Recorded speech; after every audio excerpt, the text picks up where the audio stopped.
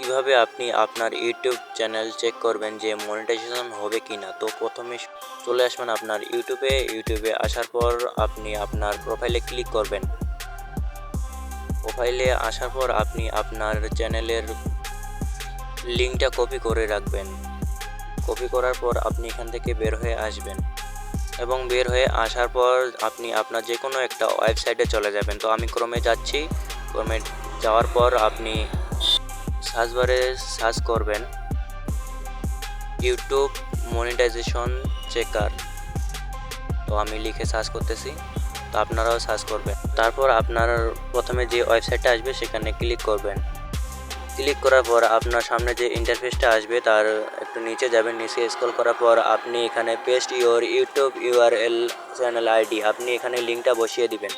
বসিয়ে দেওয়ার পরে একটু অপেক্ষা করবেন, এখানে ভেরিফাই হবে। তো অপেক্ষা করবেন সবাই। তো এখানে সাকসেস হওয়ার পর আপনি সার্চে ক্লিক করবেন। ক্লিক করার পর একটু সময় নেবে, একটু অপেক্ষা করবেন, লোডিং হবে। তো আপনি নিচে আসবেন।